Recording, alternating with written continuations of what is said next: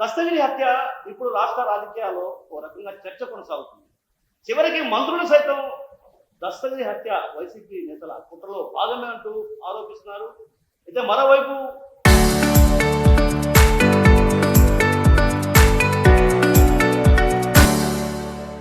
నిత్యానందరెడ్డి ఈ హత్యకు కుట్రదారుడు అంటూ కూడా ఆరోపణలు వ్యక్తమవుతుంది. ఈ నేపథ్యంలో నిత్యానందరెడ్డి సతీమణి బండి దీప్తి మనతో పడుతున్నారు. అమ్మ, ముందుగా మీకు నమస్కారం. అమ్మ, దస్తగిరితో మీ భర్తకు ఉన్నటువంటి సంబంధాలు?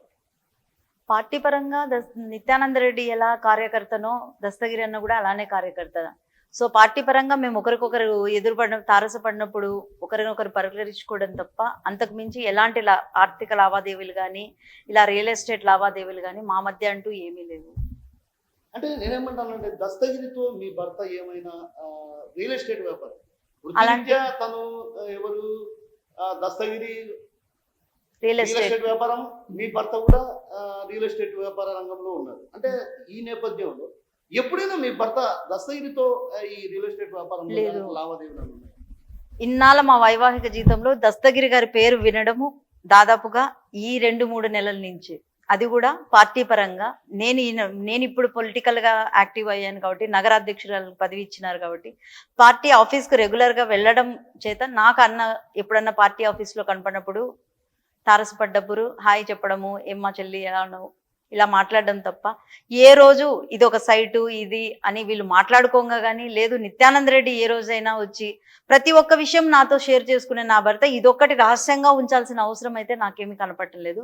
అట్లీస్ట్ ఒక్కసారన్నా మాటల సందర్భంలో ఎప్పుడన్నా తను ఆ పేరు వెల్లడించగా కూడా నేను వినలేదు. అంటే మీతో అంటే మీ వైవాహిక జీవితంలో ఎప్పుడైనా టెన్షన్ గా గడిపినటువంటి సందర్భాలు ఎప్పుడైనా ఉన్నాయా? అంటే దస్తగిరి హత్య తర్వాత అలాంటిది ఏమీ లేదు సార్. గత ఈ 2-3 నెలల నుంచి అలాంటిదైతే ఎలాంటి వాతావరణం లేదు. అంటే కొన్ని పత్రికలు కానీ కొన్ని రాజకీయ పార్టీల నేతలు కొందరు కూడా ఏం చేస్తున్నారంటే నిత్యానందరెడ్డికి ఈయనకు మధ్య ఉన్నటువంటి వ్యాపార లావాదేవీల కారణంగా నిత్యానందరెడ్డి హత్య చేశాడు అనేది ఒక ప్రచారం జరుగుతుంది. ఎలా చూడాలి దీన్ని అసలు?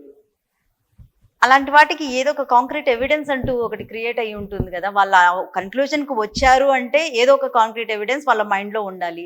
వాటిని ఏమన్నా ఉంటే బయట పెట్టి సాక్ష్యాధారాలతో సహా చూపెట్టాలి కదండి సార్. ఊరికే గాలిన పోయే ప్రతి వార్తకు మనం విలువించుకుంటా పోతే సమాజంలో బతకడం అయితే కష్టం. దస్తగిరికి సంబంధించి హత్య జరిగిన తర్వాత ఎవరైతే హత్య చేశారో ఆ నిందితులు మీ ఇంటి దగ్గరికి వచ్చిన మాట వాస్తవం? దస్తగిరికి సంబంధించిన వాళ్ళు అన్న విషయం మాకు తెలియదు. కానీ ఈ నరేంద్ర అనే అబ్బాయి మాత్రం దాదాపు 1.5 సంవత్సరం నుంచి మా ఆయన దగ్గర ఒక మేనేజర్గా, అంటే మా హస్బెండ్ హైదరాబాద్లో ఒక పబ్ని ఆర్గనైజ్ చేస్తున్నారు, పబ్ని నడుపుతున్నారు. దాంట్లో తనకు 20% షేర్ ఉంది. సో తన వాటాకు గాను దాని మేనేజ్మెంట్, దానికి సంబంధించిన స్కానర్స్, మనీ ట్రాన్సాక్షన్స్ అన్నిటికీ ఆ అబ్బాయి నరేంద్రని పెట్టి ఆ అబ్బాయి ద్వారానే ఆ స్కానింగ్ అంటే ఏదైనా అమౌంట్స్ పడ్డము అవన్నీ ఆ అబ్బాయి అకౌంట్కే పడతాయి. అది మాత్రం వాస్తవము. ఇదే కాకుండా ఆ అబ్బాయితోనే కలిసి అంటే డ్రైవింగ్, హైదరాబాద్కు డ్రైవింగ్లో ఇద్దరు కలిసి వెహికల్లో ట్రావెల్ చేయడము, ఇద్దరు కలిసి రావడము. ఈ హత్య జరగడానికి ఒక రోజు ముందు ఇద్దరు కలిసి హైదరాబాద్ నుంచి వచ్చారు. దాదాపు 20 డేస్ నుంచి నేను వైరల్ ఫీవర్తో బాధపడుతున్నాను. సో అప్పటికే 1 వీక్ అయింది హైదరాబాద్లో ఉండబట్టి. ఏదో నేను ప్రెజర్ చేయడం వల్ల ఇద్దరు కలిసి కడపకు వచ్చారు. ఆ రోజే బయలుదేరి సో హత్యకు ముందు అది ట్రావెలింగ్ హిస్టరీని ప్రూఫ్గా పెట్టుకుంటున్నారు. ఇంకా యాజ్ యూజువల్ ఇప్పుడు ఏదన్నా మన దగ్గర పనిచేసే వాళ్ళు మన అనుచరులు అనే కంటే మాతో దే ఆర్ ఫ్యామిలీ. ఎంత కాదనుకున్నా మాతో అంటే మా డ్రైవర్లు ప్రతి ఒక్కరు మాతో చాలా ఇంటిమసీగానే ఉంటారు. కుటుంబ సభ్యుల్లాగా ఉంటాం. సో ఏదైనా జరిగినా కూడా ఇప్పుడు వాళ్ళ ఇంట్లో చిన్న ఏదైనా జరిగినా కూడా వాళ్ళు మాతో షేర్ చేసుకుంటారు. నిత్యాన్న వరకు షేర్ చేసుకుంటారు లేదో కానీ మా పిల్లలైతే ప్రతి ఒక్కటి మాకు వచ్చి చెప్తారు. ఇంట్లో ఇలా ఉంది పరిస్థితి, మా భార్యను అక్కడ పంపించేసినాను, మా ఇంట్లో ఇది పరిస్థితి. సేమ్ అలాగనే ఇది హత్య జరిగిన రోజు మరుసటి రోజు ఉదయాన్నే 6:30 గంటలకు ఆ అబ్బాయి ఇక్కడికి వచ్చిన మాట అయితే వాస్తవమే. దాన్ని మేము ఇగ్నోర్ చేయలేని ఫ్యాక్ట్ అది.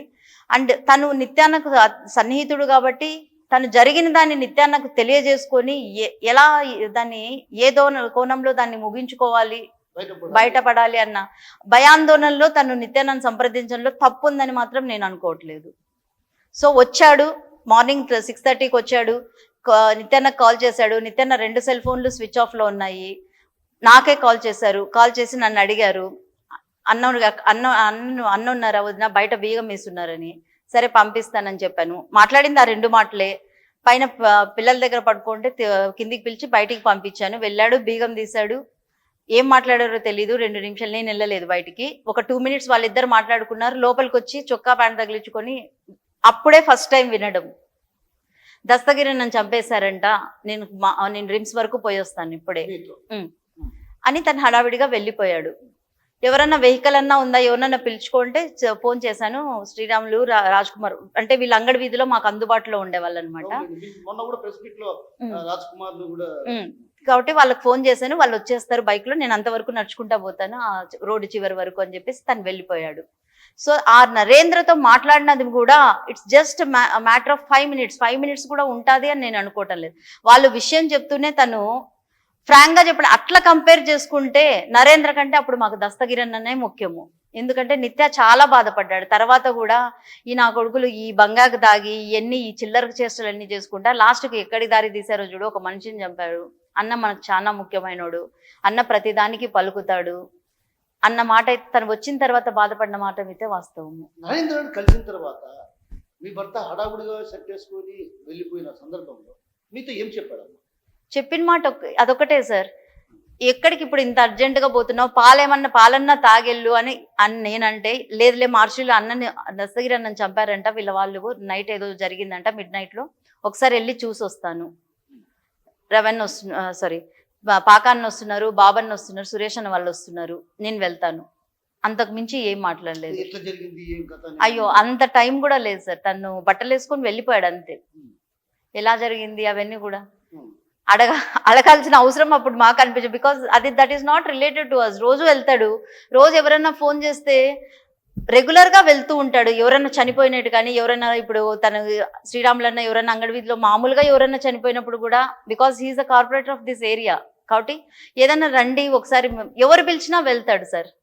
అందులోనూ వీళ్ళు పాస్ట్ 100 days నుంచి వీళ్ళు అర్లీ మార్నింగ్ విజిట్లు అని చెప్పేసి ఇట్లా కార్పొరేషన్ డివిజన్స్ లో తిరుగుతున్నారు. కాబట్టి నేను కూడా అంత పెద్దగా ఏది ఆరా తీయలేదు.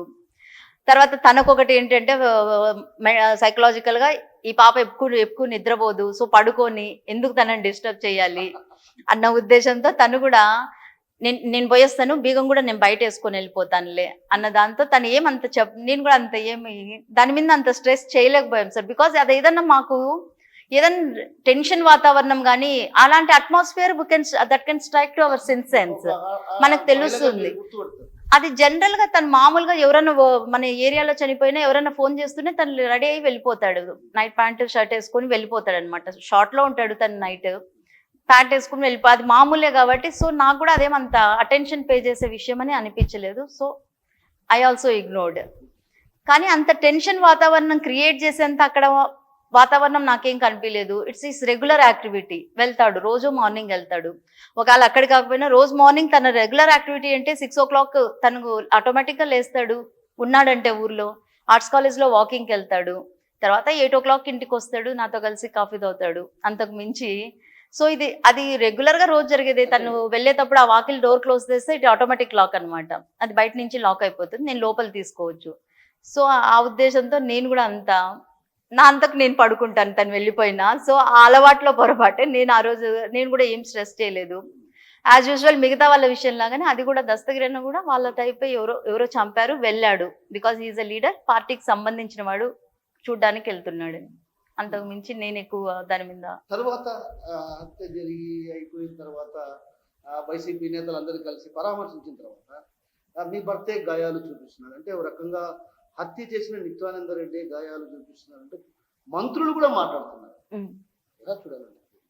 ఇంకా అది వాళ్ళ కోణం సార్, దాన్ని ఇంకా మనం ఏం చేయలేము. అంటే మామూలుగానే మా వాడికి ఎందుకు అడుగుతున్నా అంటే ఈ విషయం బాగా మీరు స్ట్రైట్ ఆన్సర్. నేనేమంటున్నా అంటే నేను చూసాను, రాత్రి మీ పక్కనే ఉన్నటువంటి వ్యక్తి హత్య చేశాడు, హత్య చేసిన గాయాలను చూపిస్తున్నాడు అని మంత్రులు మాట్లాడడాన్ని ఎలా చూడాలి అంటున్నాను. మీరు అదే ఆశ్చర్యకరంగా ఉంది సార్. నేను చూశాను సబితమ్మ గారి ఇంటర్వ్యూ చూశాను. ఆమె ఓపెన్ గా 1, 2, 3 అని ఎంచి నిత్యానంద రెడ్డి గారు మార్చురీలో శవాని మీద గాయాలు కత్తిపోట్లను ఎంచి చూపెడుతున్నాడు అని. ఇంకా దానికి జగన్మోహన్ రెడ్డి అంతటి వాడికే తప్పలేదు గొడ్డలిపోటు అంటూ.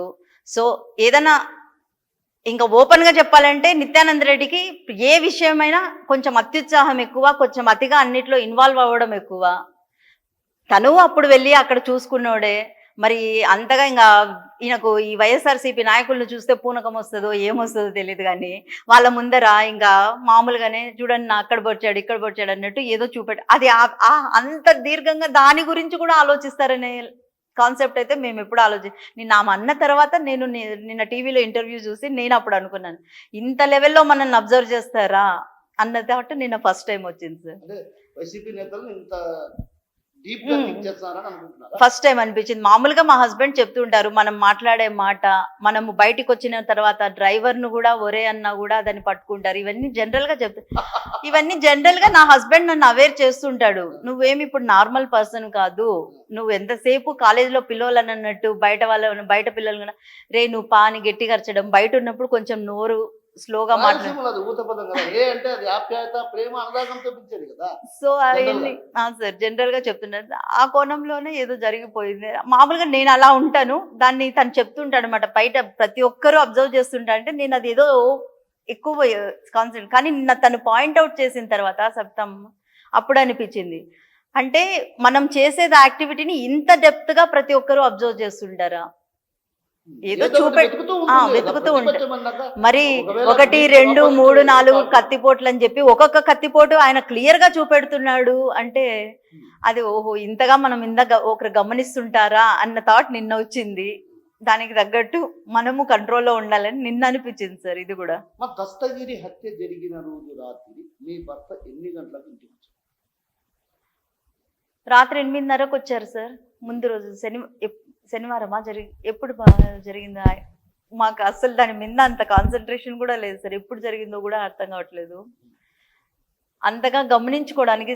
సార్ ఇప్పుడు స్కెచ్ వేసి మనం అదంతా ప్లాన్ చేసుకోవడానికన్నా దాని గురించి అంత ఆ టాపిక్ మనకు కన్సర్న్ అయ్యి ఉంటే మనం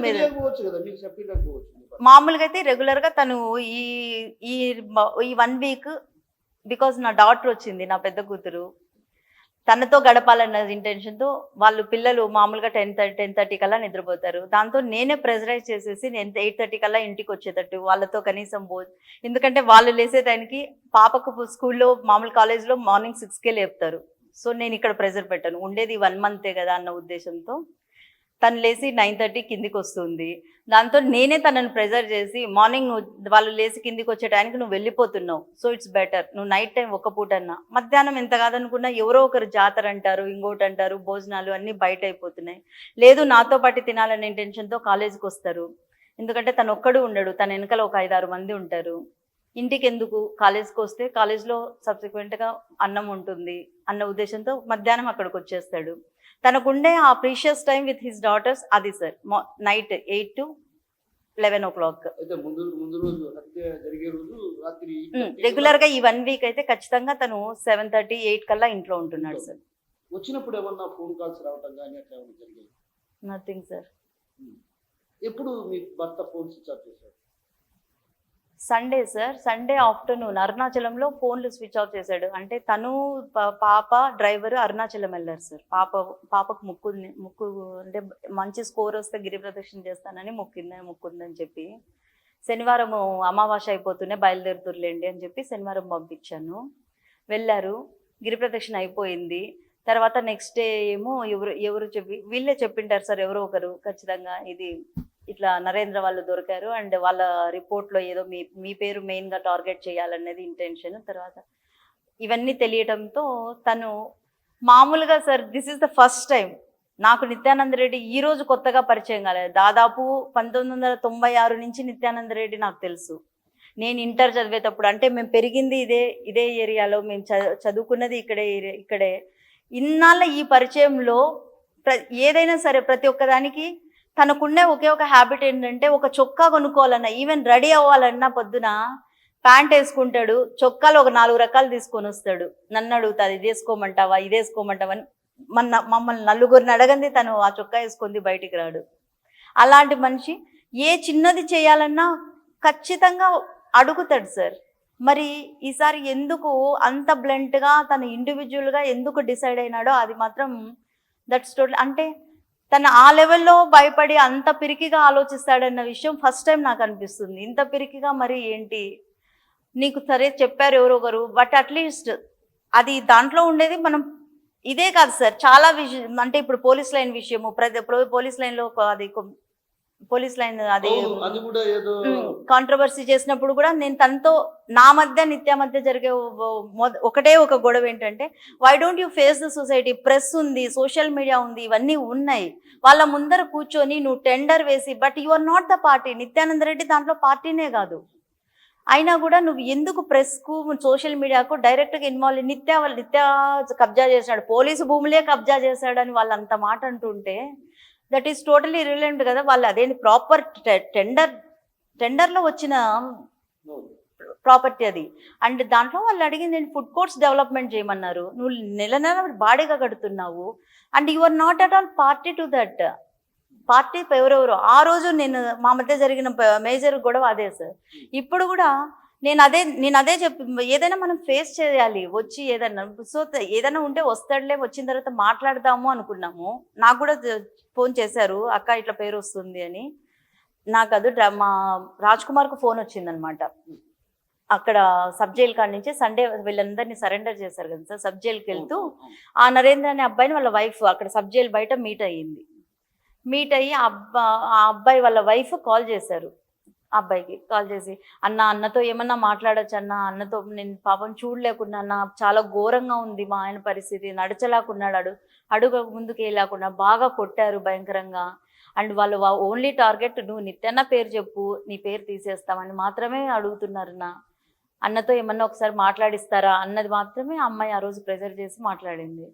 సరే ఇవన్నీ ఏదన్నా తను వస్తాడు మాట్లాడదాము అని అనుకున్నాం, కానీ తనంత హేస్టీగా ఇండిపెండెంట్గా this is the first time, నిజంగానే ఫస్ట్ టైం సార్ నా ఇన్నాళ్ళ రిలేషన్లో ఫస్ట్ టైం వితౌట్ ఎవరి కన్సల్టెన్సీ లేకుండా, ఎవరికి తన అభిప్రాయం ఏంటో చెప్పకుండా, అందులోనూ ఈ కాన్సెప్ట్ ఒక ఆడపిల్లని తీసుకెళ్ళావు, నువ్వు నీ కూతుర్ని తీసుకెళ్ళావు, వాళ్ళ అమ్మాయిని నువ్వు బంగారం మా తనతో పాటు వెళ్ళిన అబ్బాయి చేత డ్రైవర్ చేత నీ సెల్ ఫోన్లు అన్ని వాళ్ళకి ఇచ్చేసి మీరు ఇంటికి వెళ్ళిపోండి, నేను మిగతా నేను మాట్లాడుకుంటా నేను చెప్తా పోదీప్తి అని చెప్పేసి పంపించేశాడు. ఇంతవరకు సార్ అదే అంటే ఇప్పటికీ రాత్రి నుంచి నేను ఒకటే ఆలోచిస్తున్నా, why don't I go to habeas corpus petition? ఏమన్నా దొరికాడేమో, వాళ్ళు ఏమన్నా ఎక్కడైనా పెట్టున్నారేమో. అంటే ఇన్నేళ్ళ ఈ పరిచయంలో ఫస్ట్ టైం సార్. ఇన్ని రోజులు తను అవును సార్ సండే మధ్యాహ్నం 12 o'clock or 11 o'clock వీళ్ళు వచ్చి పొద్దున్నే వాళ్ళకి దర్శనం చేపించారు అక్కడ స్వామి. అంతే, దర్శనం అయిపోయింది. వీళ్ళు ఈ గొర్రెలు కూడా నాకు కనీసం ఏమి ఇంటిమేట్ చేయలేదు. రాయచోటికి వచ్చిన తర్వాత పాప ఫోన్ చేసింది, ఇంటికి వచ్చి తిందామమ్మా అని. ఇంటికి వచ్చి తినేదేనమ్మా, రాయచోట్లని తినండి ఏం డాడీలా. అప్పుడు అడిగితే డాడీ ఇట్లా అక్కడే దిగిపోయాడు. ఒక్క మాట వీళ్ళన్నా చెప్పింటే, మీరు ఫస్ట్ అక్కడ మాట్లాడించండి అన్నతో, ఫస్ట్ నిత్యాన్నతో మాట్లాడించు బాబు అనే మాట అన్నా చెప్పిండు. కానీ రాయచోటికి వచ్చిన తర్వాత వీళ్ళు నాకు అది భోజనం టైంకి ఇక్కడ తిని రావాలన్నా ఇంటికి రావాలన్నా అనడానికి ఫోన్ చేశారు సార్ 2 o'clock.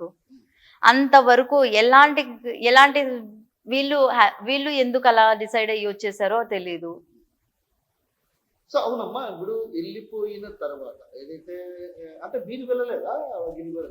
లేదు సార్, పోయినసారి వెళ్ళాను, బాగా కాలంతా బాగా డ్యామేజ్ అయిపోయింది. సో డాక్టర్స్ నడిచొద్దన్నారు సార్.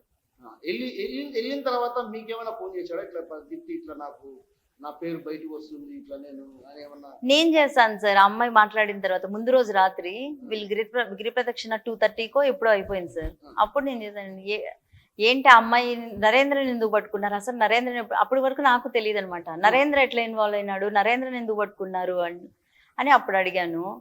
అడిగితే ఇట్లా వాళ్ళ వైఫ్ ఏదో ఫోన్ చేసిందంటే, రాజ్ కుమార్కి ఇదేదో అన్నారంట, కొట్టారు, నువ్వెందుకు నిన్నెందుకు ఇన్వాల్వ్ చేయాలనేది మెయిన్ ఉద్దేశము.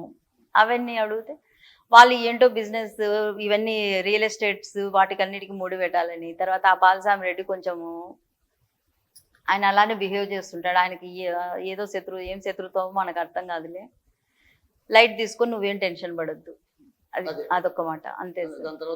లేదు అయిపోయింది గిరి ప్రదర్శన, నేను పోయి పడుకుంటున్నాను. పొద్దున్నే దర్శనం పెట్టించారు స్వామి, అభిషేకం పెట్టించారు. అభిషేకం అయిపోయిన తర్వాత బయలుదేరి వచ్చేస్తాము. అప్పటి వరకు పరమశివుని దగ్గరికి వెళ్ళాక మీ భర్తకు కష్టాలు వచ్చాయి. అలా ఎందుకు అనుకోలేండి సార్. ప్రతి పౌర్ణమికి తను తిరుగుతాడు, నెలకు కనీసము 2 సార్లన్నా పోతాడు. ఆ దేవుడే ఇంకా ఆయనను కాపాడాలి. కొంత కాల్ డేటా కూడా మీ భర్తకు సంభాషణ జరిగాయి. ఎవరైతే హంతకులు ఉన్నారో హంతకులకు సంభాషణ జరిగింది అనేది కొంత నరేంద్రతో ఉంటది సార్, మిగతా వాళ్ళతో ఉంటదని నేను అనుకోవట్లేదు. బికాజ్ అంత వాళ్ళెవరితో మాట్లాడిన దాఖలాలు అయితే ఎప్పుడూ లేవు సార్. వాళ్ళందరూ వస్తారు సార్, ఓకే, అట్లయితే నాకు పరిచయం ఉంది సార్. అట్లే నేను కూడా వచ్చినప్పుడు, అంటే ఇప్పుడు నిత్యన్న బర్త్డేకి వచ్చారు వాళ్ళు, దగ్గర ఒక 150 మంది వచ్చారు. అంతమందిని బాడిగింట్లోకి ఎక్కడ మొబిలైజ్ చేయాలి, నిత్యన్న అక్కడ పెట్టుకో నా కేక్ కటింగ్ అని అడిగాడు. సరే, మన గేట్ ముందరే పెట్టారు కేక్ కటింగ్. ఇప్పుడు వాళ్ళు రిలీజ్ చేసే ఫొటోస్ అన్ని నిత్యన్న బర్త్డే ఫొటోసే. గేట్ బయటనే ఫోటోలు దివి మొత్తం వాళ్ళు ఒక 150 మంది ఉన్నారు. నన్ను పిలిచారు, ఇద్దరు అక్కను కూడా పిలిచండి అన్న అని. సరే వెళ్ళాను, అందరు నన్ను పలకరించారు. దాన్ని ఇంకా అందరు నమస్తే అక్క అన్నట్టే పలకరించారు. అంతకు మించి అంతకంటే ఇంకా మనం ఏమి ఎస్టాబ్లిష్ మాకు నరేంద్ర చాలా క్లోజ్ సార్. మిగతా వాళ్ళందరితో ఓకే.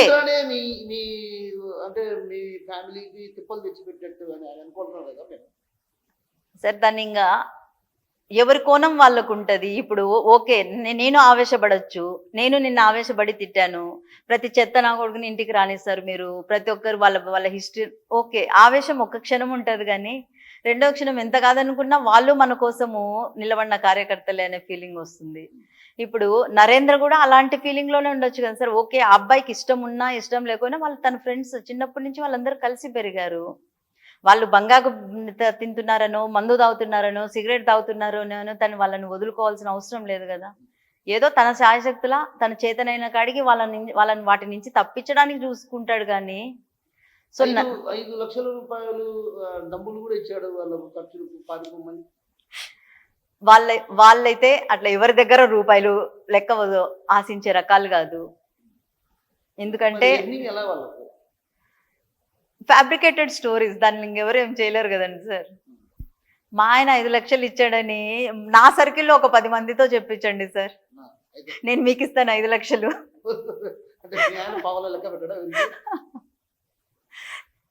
తను అలాంటిది అంటే తను బయటికి వెళ్ళి ఓపెన్ గా చెప్పాలంటే సార్, తను మార్నింగ్ ఫస్ట్ ఇంటి కాళ్ళు తీసి బయట అడుగు పెట్టాలంటే ఓ 2000 పాప అని నేను ఇచ్చే 2000 జోబులో పెట్టుకొని బయటికి వెళ్ళే మనిషి 5 లక్షలు క్రియేట్ చేసి, అది నాకు తెలియకుండా 5 లక్షల అమౌంట్ ఒక బ్యాగ్ లో సర్ది ఇచ్చి పోయి నరేంద్రకు చేరవేయి అన్నాడంటే నేనైతే అస్సలు నమ్మను సార్. చిన్న విషయం, మీ ఇంటి చుట్టూ సీసీ కెమెరాలు ఇప్పుడు పెట్టాను సార్. లేవు సార్. సర్చ్ వారెంట్ ఇష్యూ చేసిన రోజు నా నేను బెడ్రూమ్ లో అవి చూస్తున్న టైంలో ఆ అబ్బాయిని ఇక్కడి నుంచి ఎత్తారనమాట, రాజ్ కుమార్ అనే. సో అది భయం వేసి మళ్ళీ పెట్టాను. ఆ రోజు కనీసం నాకు అది వాడిని ఎత్తకపోయేది 5 మంది పోలీస్ కానిస్టేబుల్ ఎత్తకపోయి బయట జీప్లో వేశారు. అది ఉండింటే నాకు కనీసం కొంచెం ప్రూవ్ అన్న ఇంట్లో నేను చేరి 20 days అయింది సార్, అంతే. అమ్మా, మీ దగ్గర నుంచి డాక్యుమెంట్స్ తీసుకెళ్లారు, నిత్యానంద రెడ్డి ఇంట్లో నుంచి కొన్ని డాక్యుమెంట్స్ తీసుకెళ్లారు, పంచనామా చేసి ఏమేమి తీసుకెళ్ళారు మీరు చెప్పారు. ఇంకోటి, ఇక్కడ దస్తగిరి ఇంట్లో కూడా దాదాపు నాకు తెలిసి 100 కోట్ల ప్రాపర్టీకి సంబంధించిన దస్తావేజులు తీసుకెళ్లారు అంటున్నారు. వాటికి వీటికి బేరీజు వేస్తే ఎక్కడన్నా లింక్ ఏమన్నా తగిలే అవకాశం ఉందా? Not at all sir. నా ఇంట్లో దొరికిన డాక్యుమెంట్స్ అన్ని నాకు సంబంధించినవి, నాకు జరిగిన రిజిస్ట్రేషన్ కాపీస్. తర్వాత ఆ డాక్యుమెంట్స్ దేంట్లో నిత్యానంద రెడ్డికి ఏం సంబంధం లేదు ఇక్కడ తీసుకునేటి. అండ్ వచ్చిన విఆర్ఓలు చెప్తున్నారు అవి ఇర్రిలవెంట్ డాక్యుమెంట్స్ అని చెప్పి. బికాస్ అవన్నీ మంగంపేట మైన్స్, నేను అడ్వకేట్ నండి, మంగంపేట మైన్స్ కేసుకు సంబంధించిన డాక్యుమెంట్స్ మేము చెప్తున్నాము. వాళ్ళు అవన్నీ లెక్క చేయకుండా వాళ్ళు జస్ట్ వాళ్ళకి అర్థమైపోయింది బయట అంతా మీడియా ఉంది, మీడియా ముందు ఒకటి ప్రజెంట్ చేయాలి, డబ్బాలు ఎత్తకపోతున్నట్టు ప్రజెంట్ చేయాలి. Those are all the case laws అనమాట. అక్కడ ఆ రోజు వాళ్ళు ఒక డబ్బా నిండా ఎతకపోయిన డాక్యుమెంట్స్ లో తిప్పి కొడితే వాల్యుయేషన్ ప్రకారము ఒక 5 లక్షలు, ఒక 6 లక్షలు విలువ, అంటే వాళ్ళు ప్రతి ఒక్కటి in detailed name of the number of the document, దాని వాల్యుయేషన్ ఎంత, ఎన్ని ఎకరాలు అని, ఎన్ని సెంట్లు మొత్తం రాసుకున్నారు. దాని వాల్యుయేషన్ ఎంత, ఇట్ ఈస్ బిలో 15 lakhs ఉంది. అవి నాకు సంబంధించినవి. దాన్ని ఎక్కడన్నా పెట్టుకున్నా, దాన్ని ఎక్కడన్నా వాళ్ళు చూపెట్టినా కూడా దే ఆర్ ప్రాపర్లీ రిజిస్టర్డ్. ఎందుకంటే ఆ రిజిస్ట్రేషన్లు జరిగి కూడా ఈ 2-3 నెలల్లో జరిగాయి. ఓటీపీలు, తర్వాత ఈవినింగ్ అయ్యేసరికి కడప కార్పొరేషన్ నుంచి మాకు మెసేజ్లు పన్ను కట్టమని చెప్పి. సో ఇంత ప్రాసెస్ ఉన్న documentation I don't think it will be a legal document. ఏ టైంలో మీ ఇంటికి వచ్చి పోలీసులు తనిఖీ చేశారమ్మా? నైట్ 8:30 అనుకుంటా సార్. 8:30కి వచ్చి స్టార్ట్ చేశారు. 8:30కి వచ్చారు. తర్వాత 12:20కి పంచనామా క్లోజ్ చేశారు. అంటే దాంట్లో ఎక్కడ కానీ భూములకు సంబంధించి దాంట్లో ఎక్కడా నిత్యానంద రెడ్డి అనబడే అతని పేరు అయితే ఎక్కడా లేదు సార్. మరి ఎందుకు నిత్యానంద రెడ్డి భూ కబ్జాదారుడు, వందల కోట్ల విలువ చేసే భూములు కబ్జా చేశారు అని రకరకాల కథనాలు వస్తున్నాయి, సర్వే నెంబర్లతో చెప్తున్నారు. ప్రూఫ్స్ బయటకు చూపెట్టాలి కదండి సార్. అందులో దేవస్థాన భూములు కూడా మీ ఆయన కబ్జా చేశారు. మరి దేవుడు ఉన్నాడు, చూసుకుంటాడు లేండి సార్.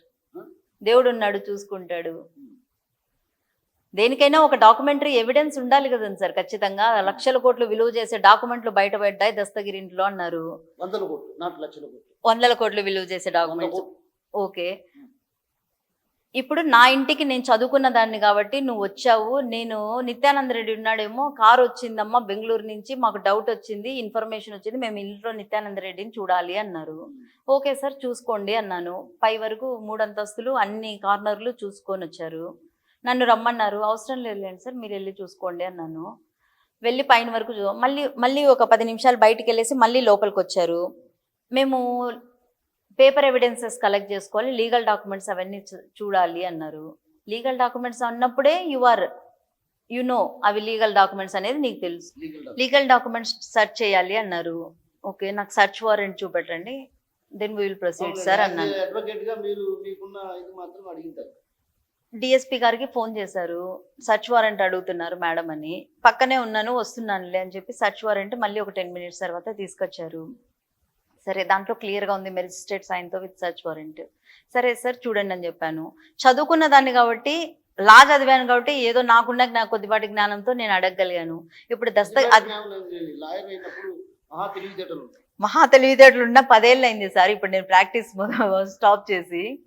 అదే దస్తగిరి గారి ఇంటికి వెళ్ళినప్పుడు నీ ఇల్లు సోదా చేయాలన్నప్పుడు ఏ సర్చ్ వారెంట్ ఉంది సార్ వాళ్ళ దగ్గర? ఏ పిఆర్ఓలు ఉన్నారు? ఏ పంచనామా చేసి వాళ్ళ ఇంట్లో ఉన్న డాక్యుమెంట్స్ బయటికి తీసుకొచ్చారు? ఈ రోజు మేమెందుకు నమ్మాలి సార్? మీరు ఆ రోజు దస్తగిరి గారి ఇంట్లో నుంచి 143 డాక్యుమెంట్లు తీసుకొచ్చాము అంటున్నారు. అది ఏమి పంచనామా కూడా జరగలేదు. నిన్న వాళ్ళ వైఫ్ అంటున్నారు పంచనామా అట్ట ఏం మాకేం తెలుసు సార్ అవన్నీ. ఏందో పోలీసు వాళ్ళు వచ్చినారు, పగలగొట్టినారు, బీరువా తీసుకొని పోయినారు డాక్యుమెంట్లు, మాటి కూడా ఉన్నాయి అన్ని దాంట్లో అంటుంది. అక్కడ ఏ పంచనామా లేదు, ఏ ప్రూఫ్ లేదు. ఇప్పుడు ఇంత కాన్స్పిరసీ వీళ్ళు క్రియేట్ చేస్తున్నారు. రేపు ఆ 143 డాక్యుమెంట్లలో వీళ్ళు కొత్తగా ఏదన్నా క్రియేట్ చేసి దాంట్లో ఇన్స్టాల్ చేయరు అనేది ఏముంది సార్? అది కూడా అనుమానమే కదా సార్. ఇప్పుడు నా దగ్గర ఉండేది అంత ప్రాపర్ ప్రూఫ్ తో, ఇద్దరు విఆర్ఓల సమక్షంలో అంత ప్రాపర్ గా విత్ సిగ్నేచర్, విట్నెస్ సిగ్నేచర్, ఇంతమంది సిగ్నేచర్లు తీసుకుపోయిన పంచనామా కాపీ నేను 2 రోజుల నుంచి తెచ్చుకోలేకున్నా. ఎందుకు సార్? నా చదువు, నా పదవి. నేను ఇంత పలుకుబడి పెట్టుకొని కూడా ఎంత కాదనుకున్నా నేను అడిగితే ఎవరో ఒకరు పలుకుతారు. ఇంత పలుకుబడి పెట్టుకొని కూడా నేను 2 రోజుల నుంచి అడుగుతుంటే ఎస్పీ ఆఫీస్కి పంపించినాము. మామూలుగా panchnama copy should reach the concern person within 44 hours. ఆ రోజు ఆ రైటర్ కానీ వాళ్ళందరూ మాకేమన్నారు, అమ్మ మేము కార్బన్ కాపీ తెచ్చుకోలేదు కాబట్టి సింగిల్ డాక్యుమెంట్ రాసింది అమ్మాయి, వెళ్ళిన తర్వాత డిపార్ట్మెంట్లో దాన్ని టైప్ చేసేసి మొత్తం అంతా చేసేసిన తర్వాత మీకు మీ కాపీ పంపిస్తాము అన్నారు. ఇప్పుడు 3 days అయిపోతుంది. నేను రిపీటెడ్గా అడుగుతున్నాను. ఎస్పీ ఆఫీస్కి పంపించాం, ఐఓ సార్ దగ్గరికి పంపించినాము, మళ్ళీ అవులే అనమాట. ఐఓ సార్ ఎప్పుడు సంఖలో పెట్టుకొని తిరుగుతుంటే మేమెట్ట ఇప్పించుకొని వచ్చి నీకు కాపీ ఇవ్వాలి నువ్వు. అది నేను ప్రైవేట్ కంప్లైంట్కి పోయినానంటే నువ్వు దొరుకుతావు. సో నాకంత వ్యాలిడేటరీ ప్రూఫ్ల మధ్య జరిగిన పంచనామాలో నెక్స్ట్ రోజే ఈ ఆంధ్రజ్యోతి, సాక్షి పేపర్లో నిత్యానంద రెడ్డి ఇంట్లో 100 కోట్ల విలువ చేసిన, సారీ సార్, ఆంధ్రజ్యోతి, ఈనాడులో నిత్యానంద రెడ్డి ఇంట్లో 100 కోట్లకు విలువ చేసిన డాక్యుమెంటేషన్ దొరికినాయి. అదే సార్ నేను అనేది, అంటే వాళ్ళ ఉద్దేశం నా పంచనామా నాకు ఇవ్వకుండా దానికి ఏమన్నా అడిషనల్ గా వాళ్ళు ఏమన్నా యాడ్ చేయాలన్న ఉద్దేశం ఉందా, లేకుంటే ఆ 100 కోట్లు దొరికిన అంటే ఏమీ లేని చోట కూడా వాళ్ళు సింపుల్ గా ఒక మాట యాడ్ చేశారు. తర్వాత ఇంకా అసలు పంచనామానే జరగని దస్తగిరి ఇంట్లో వాళ్ళు ఏమన్నా ప్లేస్ చేయరు అని ఏం గ్యారంటీ? ఓహో, అట్లంటారా? ఏది పంచనామా జరిగిన తర్వాత కూడా మీ నా మీద అంత అబాండం వేశారు నా మీద. డాక్యుమెంట్స్ స్వాధీనం చేస్తున్నారని ఆ, అదే దస్తగిరి ఇంట్లో కూడా 100 కోట్లు స్వాధీనం అది నమ్మాలనా? మేము ఎలా నమ్మాలి ఇప్పుడు? ఇక్కడ పంచనామా జరిగి అంత ప్రూఫ్ విఆర్ఓల మధ్య జరిగిన దానికే విలువ లేదు, ఆ పంచనామాకే విలువ లేకుండా మరుసటి రోజే పేపర్లో ఓకే ఆ రోజు మా ఇంట్లో 12 బాటిల్స్ పట్టుబడ్డాయి సార్. ఏం బాటిల్? 6 వైన్ బాటిల్లు, red wine bottles, 6 liquor bottles. అవి మా ఆయనకు అలవాట్లేదు, కానీ ఫారిన్ నుంచి వచ్చే వాళ్ళు గిఫ్ట్ గా ఇచ్చారు తనకు ఫారిన్ బాటిల్స్. అవి అది తన క్రేజ్ కాదు, అది నా క్రేజ్ సార్. బాటిల్స్ బాగున్నాయి చూడడానికి అన్న ఉద్దేశంతో నేనేదో పెట్టుకున్నాను. దాదాపు ఈ రోజు కాదు 12 సంవత్సరాల నుంచి ఆ బాటిల్స్ నా దగ్గర ఉన్నాయి. ఇప్పుడు కేవలం వాళ్ళు ఎత్తకపోయిన డబ్బాలు, వాళ్ళు మమ్మల్ని ఏమైనా పాత డబ్బాలు ఉంటే ఇవ్వండి దాంట్లో పెట్టుకోబోతాం అన్నారు. బాటిల్స్ చక్కగా పెట్టుకొని పోతే బయట ప్రెస్ ఉంది వాళ్ళకి కనపడుతుంది. వాళ్ళు తెలివిగా 2 డబ్బాలు చేసేసి దాన్ని పండబెట్టి దానిల మీద పేపర్లన్నీ వేసేసి అవేదో భారీగా నిత్యానంద రెడ్డి ఇంట్లో డబ్బాలకు డాక్యుమెంట్స్ దొరికినాయి అన్నట్టు ఆ బాటిళ్ల విషయమే సైడ్ ట్రాక్ చేసేసి నిత్యానంద రెడ్డి ఇంట్లో లభ్యమైన 100 కోట్ల విలువైన డాక్యుమెంట్స్, ఆస్తి పత్రాలు. ఆ రోజు రాత్రి ఏది ఈ బాటలు పోతుంటే మద్యం బాటలు కూడా ఉన్నాయి ఇందులో. నేనైతే ఆ రోజు అన్నాను మద్యం బాటలు ఉన్నాయి. నాకు డౌట్ వచ్చింది, ఎందుకంటే నా భర్త కూడా చాలా సార్లు వాటిని ఎవరన్నా వచ్చినప్పుడు గిఫ్ట్ ఇవ్వాలని ట్రై చేస్తాడు. నేను ఇవ్వను అని మొండిగా దానికి బీగం వేసుకొని, బికాస్ ఆ బాటిల్స్ చాలా మంచి లుక్ మంచిగా ఉంటది. నాకు దాన్ని ఇవ్వలేక నేను వాటిని పెట్టుకున్నాను. 12 ఏళ్ల నుంచి అవి నాతో, నేను ఎక్కడ ఇల్లు మారినా నాతోనే ట్రావెల్ చేశాను. దానిలో ప్రతిసారి ఇల్లు మారినప్పుడు దానిలో తీసుకొచ్చి అనమాట. అమ్మా నిజంగా ఓపెన్ గా అడుగుతున్నా, మీ ఆయన 100 కోట్లు విలువ చేసేటువంటి భూములు కబ్జా చేశారు ఈ రిమ్స్ పరిసర ప్రాంతాలంతా కూడా మీ ఆయనే అంట కదా? అవును సార్, అవును సార్. అందుకే ఆంధ్రజ్యోతి, ఈనాడు వాళ్ళకు ఒకటే మాట చెప్పదలుచుకున్నాను సార్. మా వారసులుగా మా ఆస్తినంతా ఆంధ్రజ్యోతికి, ఈనాడుకు దారాదత్తం చేయాలనుకుంటున్నాను. అంతా తీసుకొని ఆ 100 కోట్లు ఒక 2 కోట్లు ఇచ్చారంటే నాకున్న 2 కోట్లేనా? నాకు ఇస్తే చాలు సార్. నేను ఆ 2 కోట్లతో నాకున్న చిన్నపాటి అప్పులు ఇవన్నీ సరి చేసుకుంటానని అడుగుతున్నాను. నా ఆస్తి అంతా ఆ 100 కోట్లు వాళ్ళకి ఇచ్చేయాలి. 2 కోట్లు టెంపరీగా నాకు, మళ్ళీ మేము ఎదగగలము, మళ్ళీ మా కాళ్ళ మీద మేము నిలబడమన్న ధైర్యం మాకుంది. ఇస్తాను అంటున్నాను సార్. సార్ మొత్తం సార్ ఇప్పుడు జగన్మోహన్ రెడ్డి అంతటి వాడినే ఈడీ యాక్ట్ కింద తీసుకొచ్చారు. కొండంతా తవ్వి ఏదో ఎలకను బయటికి తీసిన టైప్ లో అదొక అట్లే జరుగుతూ అదే ఆడ పడి ఉంది.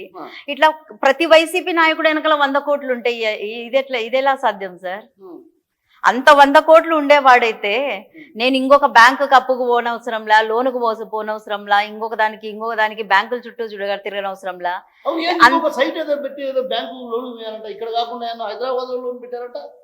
అలాంటివి ఏం లేవు సార్. హైదరాబాద్ లో లోన్లు ఎవరు లేదు సార్. ఇది ఈ రోజు వేశారు సార్. దోచుకోవడమే నిత్యకృత్యం అంటే మీకు జర్నలిస్టులకు ఏమన్నా రాసలు ప్రాసలు బాగా నేర్పిస్తారో తెలియదు, కానీ బాగా సెట్ అయింది.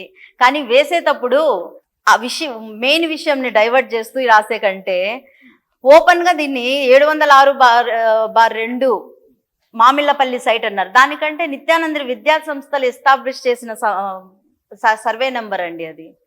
సో ఇప్పుడు ప్రస్తుతం అక్కడ నా కాలేజీలు రన్ అవుతున్నాయి. నా nursing college, school of nursing, college of nursing, Aivareddy nursing college ఉందండి. ఆ కాలేజ్ దాదాపు 2006 నుంచి అక్కడ కాలేజ్ ఉంది. అప్పటి నుంచి 300 మంది విద్యార్థులు ఆ కాలేజ్ నుంచి ప్రతి సంవత్సరము ఒక 100 మంది విద్యార్థులు దాంట్లో నుంచి పాస్ అవుట్ అయిపోతుంటారు. సో అంత ఎస్టాబ్లిష్డ్ కాలేజ్ గురించి అలా చేతగాని మాటలు రాసుకుంటా అది ప్రభుత్వ భూమి అంటున్నారు. ఇప్పుడు 2006లో రాజశేఖర రెడ్డి సార్ మాకు ఈ భూమి ఇచ్చినప్పుడు with proper registration, valuation, everything, market value అన్నీ వేసి అప్పటి కలెక్టర్ కృష్ణబాబు గారి చేతుల మీదుగా మేము అంతా పేమెంట్ అంతా చేసి ఎకరాకు వాళ్ళు నిర్దేశించిన అమౌంట్ పే చేసేసి డాక్యుమెంటేషన్ అంతా ప్రూఫ్స్ నా దగ్గర ఉన్నాయి. ఇన్ని కృష్ణబాబు గారి చేతుల మీదుగా మేము ఆ ల్యాండ్ తీసుకున్నాము. తర్వాత దానికి ప్రాపర్ ల్యాండ్ కన్వర్షన్, తర్వాత ఎంఆర్ఓ, తహసీల్దారు అందరి సమక్షంలో మాకు వచ్చిన ల్యాండ్ కన్వర్షన్ సర్టిఫికెట్స్ ఉన్నాయి. ఆ ఆస్తి వరకు సంబంధించి ఏదో నిజాయితీగా దాన్ని ఒక ఉన్నతమైన స్థానంలో నిలబెట్టుకోవాలి. ఎందుకంటే నిత్యానంద రెడ్డి గారికి ఉన్న ఒకే ఒక డ్రీమ్ ఏంటంటే తన అన్న పేరు మీద ఎస్టాబ్లిష్ చేశాడు Ayyavar Reddy school and college of nursing అని. ఆయన చనిపోయారు, ఆయన జ్ఞాపకార్థం దాన్ని నిలబెట్టాలి అని. నిత్యానంద రెడ్డి కన్నా అయ్యవార్ రెడ్డి అన్న మీద ఉన్న అభిమానంతో నేను తనని పెళ్లి చేసుకున్న తర్వాత దాన్ని ఇంకా ఉన్నతంగా తీసుకుపోవాలి అన్న ఉద్దేశంతో ఏ రోజు దానికి ఒక మచ్చ రాకుండా దాన్ని సక్సెస్ఫుల్గా ఇన్ని రోజులు కడపలో టాప్ 1 కాలేజ్ అంటే మాదే అండి. దాన్ని ఆ స్టేజ్కి తీసుకొచ్చిన తర్వాత ఇప్పుడు ఈ తప్పుడు రాతలన్నీ రాసి అంటే రాజకీయంగా దెబ్బతీశారు. ఒక అడుగు ముందుకేసి వాళ్ళు పొట్టగొట్టేది, వాళ్ళకు అంతో ఇంతో ధైర్యాన్ని ఇచ్చేది కాలేజ్ కాబట్టి దీన్ని దిగజార్చాలి అన్నది వాళ్ళ మెయిన్ ఉద్దేశం. అయితే దీనికోసం అయితే నిత్యానంద రెడ్డి లాగా నేను వెనకడుగు వేస్తానంటే మాత్రం నేను ఒప్పుకోను. ధైర్యంగా ముందు నిలబడతాను. ప్రతి ఒక్క దాన్ని నేను నెత్తినేసుకొని చేస్తాను ఖచ్చితంగా. అంటే అమ్మ దస్తగిరి వాళ్ళ ఫ్యామిలీ కూడా నిన్న మీడియాతో ఇది చెప్తున్నారు కాబట్టి ఇది ఒకసారి ఇది కన్క్లూడ్ చేస్తాను సార్ ఈ ప్రాపర్టీ గురించి. ఇప్పుడు కాలేజ్ ఎస్టాబ్లిష్ చేశాం సార్. గత 2 సంవత్సరాల నుంచి అడ్మిషన్స్ లేవు, నర్సింగ్ అడ్మిషన్స్. బికాజ్ యూనివర్సిటీ వాళ్ళు ఏపీ ఎన్సెట్ అని చెప్పి నీట్ అని తీసుకొచ్చారు కాబట్టి నాకు 2 సంవత్సరాల నుంచి అడ్మిషన్ లేరు. ఈ 2 సంవత్సరాల్లో నాకు ఎప్పుడు ఒక దగ్గర అప్పు తీసుకోవాల్సిన అవసరం పడలేదు, ఏమీ లేదు. కానీ రేపు రాబోయే సంవత్సరానికి అంటే 2026 సంవత్సరానికి గాను యూనివర్సిటీ మాకు ఎందుకో ముందంజగానే ఈసారి ఓన్లీ నీట్ బేసిస్ మీద అడ్మిషన్స్ చేసుకోండి అన్న కాన్సెప్ట్ను మార్చిలో మాకు జనవరిలోనే చెప్పేశారనమాట. రేపు జూన్కు నాకు అడ్మిషన్ ప్రొసీజర్ స్టార్ట్ అవుతుంది. అంత లోపల నేను బిల్డింగ్ను ఒక 2 అంతస్తులన్నా పెంచుకుంటే నాకు పిల్లలు వచ్చినప్పుడు వాళ్ళని అకామిడేట్ చేయడానికి ఉంటుందని చెప్పి నేను లోన్కు ప్రాసెస్ చేసుకున్నాను. ఆ ప్రాసెస్లోనే నేను స్టేట్ బ్యాంక్ ఆఫ్ ఇండియాకి వెళ్ళాను, యూనియన్ బ్యాంక్ ఆఫ్ ఇండియాకి వెళ్ళాను, బ్యాంక్ ఆఫ్ బరోడా, ఐసిఐసిఐ, ఇన్ని బ్యాంకులకు నేను లోన్ ప్రాసెసింగ్ అంతా ఇచ్చాను సార్. కానీ అవెన్స్ బ్యాంక్ అనే వాళ్ళు వచ్చారు హైదరాబాద్ నుంచి. It's a private bank. మా దగ్గర కూడా 80 పైసలే మేడం వడ్డీ, కాబట్టి మేము చేస్తాము, మేము ఇస్తాము. మేము అడిగింది 3 కోట్ల డబ్బు అడిగాం సార్ దాని డెవలప్మెంట్కు. తర్వాత ఒక చిన్న స్కూల్ ఎస్టాబ్లిష్ చేయాలన్న డ్రీమ్ అనమాట. దానికోసం అనేసి మేము 3 కోట్లు అడిగాము. 3 కోట్ల కాబట్టి అదంతా ప్రాసెస్ మేము ఇప్పుడు కాదు సార్, జనవరి నుంచి ఈ ప్రాసెస్ జరుగుతుంది. జనవరి నుంచి ఈ ప్రాసెస్ జరుగుతుంది. ఈ ప్రాసెస్లో భాగంగానే దాని రిజిస్ట్రేషన్ మార్టిగేజ్ మేము ఒకటి వాళ్ళకు మార్టిగేజ్ చేయాలి. అంటే ఎవరు మనం వాళ్ళ అన్ని కోట్లు మనకు శాంక్షన్ చేస్తున్నప్పుడు నాట్ ఇట్స్ అనే లోన్ పేపర్ కానీ ప్రామిసరీ నోట్ల మీద ఇవ్వరు కదా. ఏ ప్రాపర్టీ కోసం అయితే మేము చేస్తున్నామో ఆ ప్రాపర్టీని వాళ్ళకు మార్టిగేజ్ చేయాలి. సో ఆ మార్టిగేజ్ ప్రాసెస్ అంతా మేము రిజిస్టర్ చేపించి వాళ్ళకి చేయాలి అనేది ఇంటెన్షన్. వాళ్ళు ప్రాపర్టీ వాల్యుయేషన్ చేసి హైదరాబాద్ నుంచి టీం వచ్చి వాళ్ళ మేనేజర్లు అందరూ వచ్చి దాని ప్రాపర్టీని ఎవాల్యుయేట్ చేసి లోకల్ ఉన్న మార్కెట్ వాల్యూ, తర్వాత నా కాలేజ్ యొక్క అడ్మిషన్ లెవెల్స్ అవన్నీ చూసి 3 కాదు మేడం మేము 4.5 కోట్లు ఇస్తాము, ఇఫ్ యు ఆర్ విల్లింగ్ తీసుకుంటారా అని అడిగారు. ఓకే మేము దానికి అప్రూవల్ ఇచ్చాము. పోతే దానికి మార్టిగేజ్ చేయాలి. 1 మంత్ నుంచి అంటే అంతా అయిపోయింది, బ్యాంక్ ప్రాసెస్ క్లోజ్ అయిపోయింది, నెక్స్ట్ మార్టిగేజ్ ప్రాసెస్ రావాలి. సో సీకే దిన రిజిస్ట్రేషన్ ఆఫీస్ అని చెప్పి ఐటీఐ సర్కిల్లో దాన్ని పెట్టుకున్నాం మేము ప్రపోజల్ మార్టిగేజ్కు. అండ్ వాళ్ళు క్లియర్గా అక్కడ ఏం చేశారు, మరి అక్కడ మార్టిగేజ్లోకి వెళ్ళిన తర్వాత అక్కడ వాళ్ళు రైజ్ చేశారనమాట, ఇది సొసైటీలు ట్రస్ట్లు వీటన్నిటికీ మార్టిగేజ్లు చెల్లవు కదా అని. సరే మేము కలిసాము రిజిస్ట్రార్ను, సబ్ రిజిస్ట్రార్ గారిని కలిసి క్లియర్గా కలెక్టర్ గారు మాకు ఇచ్చిన ల్యాండ్ అక్విజిషన్ దాంట్లో పేపర్స్లోనే క్లియర్గా ఉంది land register. If the institution has to in the process of development, if the institution needs any financial assistance, they can go for mortgage of the same land. Clear గా ఉందండి. నేను registration దాంట్లో అంటే మాకు ఇచ్చిన పేపర్లో once they clear the market value and all the payments are completed, once the land is hand over to the owner of the property. If they want to for the improving of infrastructure and development of the college, they can go for mortgage of the same land అనేది clear గా establish చేశారు. దాంట్లో అప్పటి collector గారి సిగ్నేచర్లు అన్నీ ఉన్నాయి. ఆ concept చూపెట్టాము. ఆయన సబ్ రిజిస్ట్రార్ గారు నాకు కొంచెము నేను నా డౌట్స్ క్లారిఫై చేసుకుంటాను అన్నారు. తర్వాత బ్యాంక్ వాళ్ళు, సార్ మీరు దాన్ని లాగుతా ఉంటే కుదరదు, ఎందుకంటే బ్యాంక్ కంటూ ఒక కోడ్ ఉంటుంది, ఆ కోడ్ లోపల అది కంప్లీట్ అవ్వాలి. సో 20th కోడ్ క్లోజ్ అవుతుంది, మీరు కొంచెం తొందరగా చేస్తే బాగుంటుంది. సబ్ రిజిస్టర్ కంటిన్యూస్ గా ఆయనకి ఏదో హెల్త్ ఇష్యూస్ అని చెప్పి, ఇంకొక ఇష్యూస్ అని చెప్పేసి ఆయన 20th అంటే నిన్న మండే ట్యూస్డే కూడా లీవ్ లో ఉన్నారు, కంప్లీట్ గా రాలేదు. సో దాంతో ఈవెన్ అది కూడా క్లోజ్ అయిపోయింది. ఇంకా తర్వాత వచ్చినారు 20th రోజు ఉన్నారు, ఉంటే మేము అడిగాము. ఇంకా రోజు ఈ పేపర్లు వచ్చేది చూసేసి ఆయనకు కూడా కొంచెము ఎందుకు చేయాలనే భయం పుట్టిందో ఏమో, నేను చెయ్యను అన్నారు. దాంతో నేను ఒకటే మాట అడిగాను. మాట్లాడింది నేనే, నిత్యానంద రెడ్డి గారికి ఏం ఇన్వాల్వ్మెంట్ లేదు. ఓకే, తను ఏదో పరిచయాలు చేస్తాడు, ఆయన రిజిస్టర్ గారు, ఆయన ఎంఆర్ఓ గారు తన ఊర్లో ఉంటే తనే వెళ్తాడు, లేదంటే నేనే వెళ్ళాను. ఈ రోజు పేపర్లో డైరెక్ట్ గా దీప్తినే వెళ్ళి రిజిస్టర్ ఆఫీస్ లో వాళ్ళను బెదిరించడాలు, వాళ్ళను కాలర్ పట్టుకొని అడగడాలు, ఇవన్నీ ఏదేదో వాళ్ళు గట్టిగా ప్రశ్నించడాలు, ఎందుకు చేయరు మీరని, తర్వాత వాళ్ళకి 50 లక్షలు లెక్క ఇచ్చి రిజిస్ట్రేషన్ కు ఒప్పించుకోవడాలు వెళ్ళాము. వాస్తవం మీ ద్వారా చెప్తున్నాను. సబ్ రిజిస్ట్రార్ గారు ఈ పేపర్లో జరుగుతున్న ఇష్యూస్ అన్నింటినీ కన్సిడర్ చేసుకొని ఆయన, నాకు భయం మేడం, నేను చేయలేను, బికాజ్ ఇట్స్ బిఓఎస్ ల్యాండ్ అన్నాడు. అదేంటో నాకు తెలియదు, నేను ఇప్పుడు చూసుకుంటాను, ఆయన మన చెప్పాడు కానీ ఈ ఇష్యూస్ లో పడి నేను చూసుకోలేదు అని అన్నారు. అంటే నేను ఒకటే మాట అడిగాను, ఓకే సార్ మీరు చెయ్యని అన్నారు, నేను స్లాట్ బుక్ చేస్తాను, నేను చలానా కడతాను, రెఫ్యూజల్ అని ఉంటుంది, మీరు రెఫ్యూజ్ చేస్తున్నట్టు రెఫ్యూజల్ కొట్టండి, రెఫ్యూజల్ రిజిస్ట్రేషన్ అని ఉంటుంది, మీరు ఆ రెఫ్యూజల్ రిజిస్ట్రేషన్ కొట్టండి, నాకు ఆ స్లిప్ వస్తుంది, the register has refused it on this grounds అని చెప్పి కింద గ్రౌండ్ ఇస్తాడు, బికాజ్ ఇట్ ఈస్ బిఓఎస్ ల్యాండో లేకుంటే ఏమి ఇస్తారో అదే ఇవ్వండి, బికాజ్ ఫ్రాడులెంటా ఏది ఉంటుందో అది ఇవ్వండి, ఫర్దర్ నేను చేసుకోవాల్సిన మూవ్మెంట్ నేను చేసుకుంటానన్న. ఆయన ఒప్పుకున్నాడు, నేను రెఫ్యూజల్ రిజిస్ట్రేషన్ అయితే చేస్తానమ్మా, మీరు పోయి చలానా కట్టుకొని రండి అని ఆయన 2,71,000కి చలానా రాపిచ్చాడు. నేను పోయి చలానా కట్టుకున్నాను, స్లాట్ బుక్ చేసుకున్నాను. కానీ ఆయన ఆ రోజు ఎందుకో రాలేదు. యాజ్ యూజువల్ హ్యూమన్ నేచర్, ఆయన ఎందుకు రాలేదు అంటే ఇంకా మీరు సేమ్ అదే, నిత్యానంద రెడ్డి ఎందుకు రాలేదు కడప కంటే ఆయన భయం ఆయనకు ఉంటుంది. ఇప్పుడు వీళ్ళది ఇంత కాంట్రవర్సీలో ఉంది, ఈ టైంలో నేను వీళ్ళకి ఏదన్నా ఇది చేస్తే నేను ఎక్కడ ఇరక్కబోతాను అన్న భయం. కానీ మా మధ్య జరిగిన కాన్వర్జేషన్ అంతా రెఫ్యూజల్ రిజిస్ట్రేషన్కి, రిజిస్ట్రేషన్ చేస్తానన్న మాట ఏ రిజిస్ట్రారు మాకు మాట ఇవ్వలేదు. ఏదో వాళ్ళు 50 లక్షలు డబ్బు తీసుకొని మాకు రిజిస్టర్ చేస్తామని ఒప్పందం కుదిరిపోయింది రిజిస్ట్రేషన్ ఆఫీస్లో అని రాశారు ఇక్కడ పేపర్లలో. అలాంటిది ఏమీ జరగలేదు. నేను అనుకుంది కూడా వాళ్ళు రెఫ్యూజే చేయాలి, నేను కోర్టుకు పోవాలి, లీగల్గా దీన్ని తీసుకొచ్చుకోవాలి, బికాజ్ నాకు కలెక్టర్ నుంచి ప్రతి ఆర్డర్ ఉంది అన్నది మాత్రమే నేను అనుకున్నాను. నా భర్తకు కూడా చెప్పలేదు ఆ మాట. నేను ఆయన ఇవ్వాలి నాకు రెఫ్యూజల్ రిజిస్టర్, నేను కోర్టుకు వెయ్యాలి అన్నది మాత్రమే నేను ఆలోచించుకొని పెట్టుకున్నాను. కానీ దీంట్లో ఇంకొక రకంగా రాసేసినారు, ఆల్రెడీ ఎంఆర్ఓను ఆర్డీఓను అందరికీ 50 లక్షలు డబ్బులు ఇచ్చేసి manage చేసేసారని.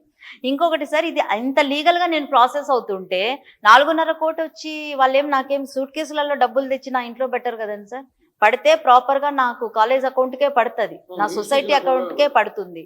And it's properly income tax account, నేను ప్రతి సంవత్సరం ఇన్కమ్ ట్యాక్స్ కడతాను, దానికి ట్యాక్సెస్ చేపిస్తాను.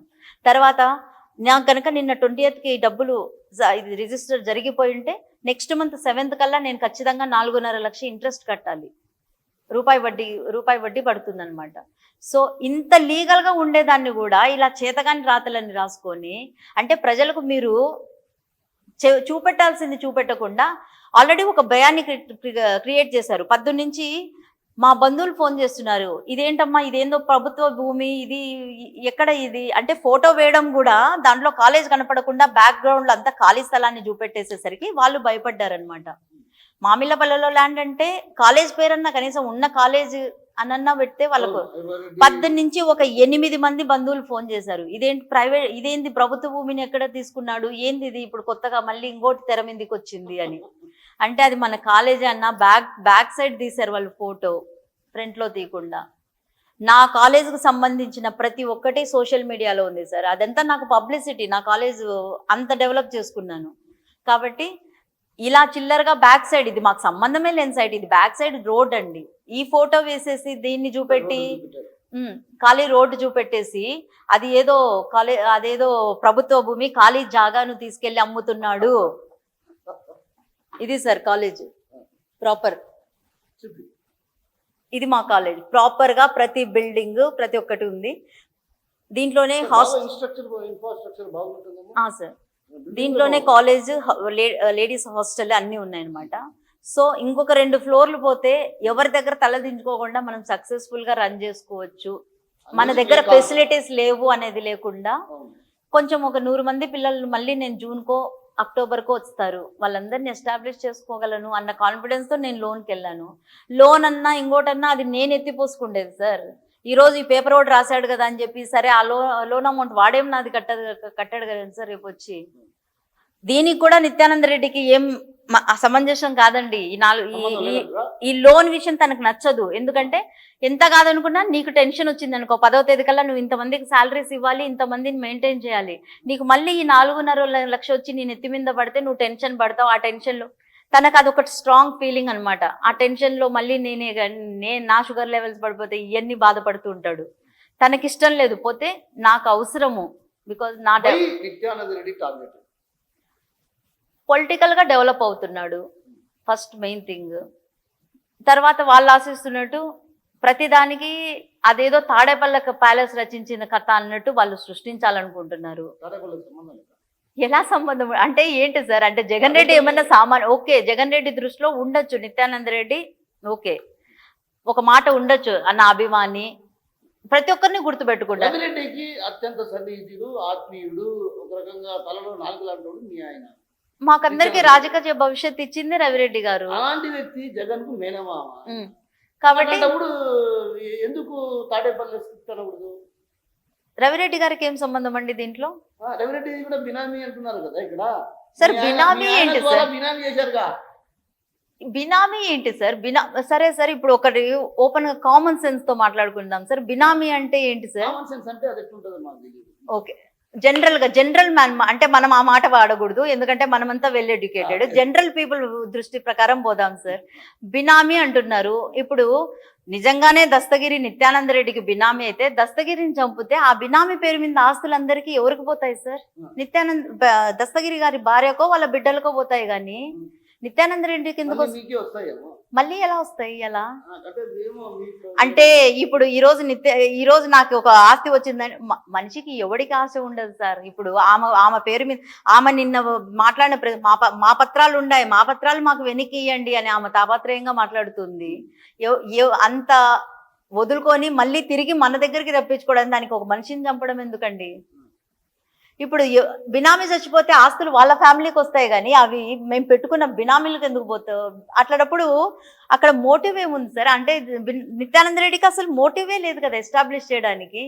ఏమో రవీంద్రనాథ్ రెడ్డి దగ్గర నుంచి ఏమైనా డబ్బులు తెచ్చి పెట్టుబడి పెట్టించాడేమో దస్తగిరితో మాట్లాడి. అంటే నిత్యానంద రెడ్డి బ్రోకరిజం చేసినాడు అంటారా మధ్యవర్తిగా? అప్పుడు బ్రోకర్ కి ఒక వాటా ఉంటది, కానీ బ్రోకర్ కి ఏమి పార్ట్నర్షిప్ ఏమి ఉండదు కదండి సార్. నేనేమంటున్నానంటే ఏమనుకోద్దమ్మా, ఎందుకంటే వ్యక్తిగా వెళ్తున్నాను, ఏమో బాధపడదు. నేను ఓపెన్ గా చెప్తున్నా. ఇప్పుడు ఇన్ని వచ్చినప్పుడు ఆరోపణలు బ్రోకరిజం చేసినారనే దానికి కూడా ఉంటది కదా. ఉండొచ్చు అట్లని చెప్పి, కానీ అలాంటివి లావాదేవీలు జరిగినట్టు నా ఊహకైతే తెలియదు సార్. ఇప్పుడు మీ దగ్గర లభించిన ఏదైతే డాక్యుమెంట్ ఉన్నాయో అతని దగ్గర డాక్యుమెంట్ ఉన్నాయి, అవి రెండు టాలీ చేసుకుంటే ఏదన్నా బయటపడే అవకాశం ఉందా? చేసుకోమనండి, 100% నేను అంగీకరిస్తున్నాను కదా. మేము ఏదన్నా వద్దు మా డాక్యుమెంట్లు కలపద్దండి, లేక మా డాక్యుమెంట్లు వాళ్ళతో రిలేట్ చేయకండి అని నేను ఏదన్నా అంటే ఓకే, వాళ్ళ నుంచి అబ్జెక్షన్ డౌట్ రైజ్ అవుతుంది, కానీ నేనేమి అన్నట్లేదే. చేయమని చెప్పాను, వెతకమని చెప్పాను, ఇంటి సర్చ్ వారెంట్ వచ్చినప్పుడు ప్రతి ఒక్క కోణం నేనే చూపెట్టాను. దస్తగిరి ఎప్పుడన్నా మీ దగ్గరకు వచ్చి అమ్మా మీ ఆయన ఇక్కడ చేశాడు అని ఏమన్నా? చనిపోవడానికి 2 రోజుల ముందు ఆయన నాతో మాట్లాడారు పార్టీ ఆఫీస్లో. మీ ఆయన నన్ను నమ్మడు తల్లి, మీ ఆయన ఎవరైతే ముంచుతారో వాళ్ళు తెచ్చే సైట్లే నమ్ముతాడు, వాడు తినే 10 రూపాయల లెక్క నేను తింటే మీ ఆయనకు బాధ, వాడికి ఇచ్చే బ్రోకర్ కమిషన్ నాకు ఇవ్వాలంటే మీ ఆయనకు బాధ. ఇదొక మాటే. నేను తెచ్చిన సైట్లు తీసుకోవచ్చు కదా అంటే, నిత్యానంద రెడ్డి ఆ పిల్లకి ఏం తెలుసున్నా నువ్వు చెప్పుకునేంత మాత్రాన యాడుంది ఇప్పుడు టౌన్లో ఎవరి దగ్గర లెక్క ఉంది, ఇప్పుడు మనం ఏం చేయాలి? బిజినెస్ ఉండేదాన్ని నిలబెట్టుకుంటే చాలులే అని. రియల్ ఎస్టేట్ దందాలో కొంత పెట్టుబడి పెట్టాడు దస్తగిరితో కలిసి, కాబట్టి ఇటీవల కాలంలో రియల్ ఎస్టేట్ వ్యాపారాలు జరగకపోవడం వల్ల కొంత వీటి మధ్య మనస్పర్ధలు పెరిగాయి. అందుకే ఈ హత్యకు ప్లాన్ చేశాడు నిత్యానంద. ఏ వ్యాపారాలు సార్? ఏ వ్యాపారాలు? రియల్ ఎస్టేట్ వ్యాపారం. అదే ఎక్కడ? నాకైతే తెలీదు. మీరు ఏదన్నా చెప్తే నేను కూడా మా ఆయన వాటాలు ఏమన్నా మిగిలి ఉన్నాయేమో పోయి కలెక్ట్ చేసుకొచ్చుకుంటాను సార్. నాకైతే తెలీదు. నిజంగా నాకైతే తెలీదు. అట్లా నిజంగా ఏదన్నా వాటాలు మా ఆయన నాకు చెప్పకుండా ఏమన్నా మిస్ చేసినట్టుంటే నేను వెళ్ళి నేను నాకు రావాల్సిన వాటా నేను తెచ్చుకుంటా. మీ ఆయన నీకు చెప్పడా ఏది? ప్రతి ఒక్కటి చెప్తాడు. అందుకే అంత ధైర్యంగా చెప్తున్నాను మాకు దస్తరికి ఏ లావాదేవీలు లేవు అని. మా ఆయన పెట్టే రూపాయి ఇన్వెస్ట్మెంట్ కూడా నా చేతుల మీదనే వెళ్తుంది. 100% చెప్తున్నాను. నాకు తెలియకుండా మా ఆయన ఎలాంటి దాంట్లో ఇన్వాల్వ్ కాడు. సరే, ఫైనల్ గా ఏం చెప్పదలుచుకున్నావు? మీ ఆయనకి ఏం చెప్పదలుచుకున్నావు? పోలీసు విచారణాధికారులకు ఏం చెప్పదలుచుకున్నావు? ఫైనల్ గా చెప్పు. ఓకే, ఒక కుటుంబం ఒక మనిషిని పోగొట్టుకున్నారు. ఆ బాధ అయితే మాకందరికి ఉంది. అట్లా అని చెప్పి అదేదో చిన్న కేసు, దాన్ని అంటే మనం లూజ్గా దాన్ని వదిలేసే విషయము అని నేను అనట్లేదు. కానీ the motive of the death అంటే ఆ చావు వెనక నిజమైన బలమైన కారణం అయితే అక్కడ అలంకానపల్లిలో జరిగిన ఒక చిన్నపాటి కొట్లాట. అది చిన్నపాటి కొట్లాట అంత హత్యకు దారిస్తారా? ఏంటి తల్లి నువ్వు అంటున్నావు? చిన్నపాటి కొట్లాట అంటే సార్, ఇప్పుడు మనము మామూలుగా మామూలు పర్సన్స్ అనుకోండి, అంటే మనకు సిగరెట్, మందు, బంగాకు ఇలాంటివి అలవాటు లేని పర్సన్స్కి అయితే ఏదో ఇప్పుడు కొట్లాడుకున్నా నెక్స్ట్ రోజు రియలైజ్ అవుతాము. నిన్న కొట్లాడుకున్నాం, ఎందుకు కొట్లాడినాము, ఊరికే చీప్గా అయిపోయినామే నలుగురు ముందా అన్న ఫీలింగ్ వాళ్ళకి కలుగుతుంది. కానీ already you are a addict, నువ్వు ఒక బంగాకు అడిక్ట్. ఆ బంగాకు ఇలాంటివి మన మైండ్ మీద ఎలాంటివి దారి తీస్తాయో కూడా మనకు తెలుసు. సో ఆ సిచ్యువేషన్ వెంటనే దిగిపోయేది కాదు. మందు తాగిన వాడే నెక్స్ట్ రోజు వరకు కూడా దాన్ని దించుకోవడానికి మజ్జిగ తాగుతాడో ఇంకోటి తాగుతాడో చేసుకొని నోరు కంట్రోల్లో పెట్టుకొని ఇంటికి వస్తాడు. కాబట్టి ఇంకా ఆ బంగాకు ఎఫెక్ట్ ఎంత కాదనుకున్నా ఒక 3 రోజులు 4 రోజులు ఉంటుంది.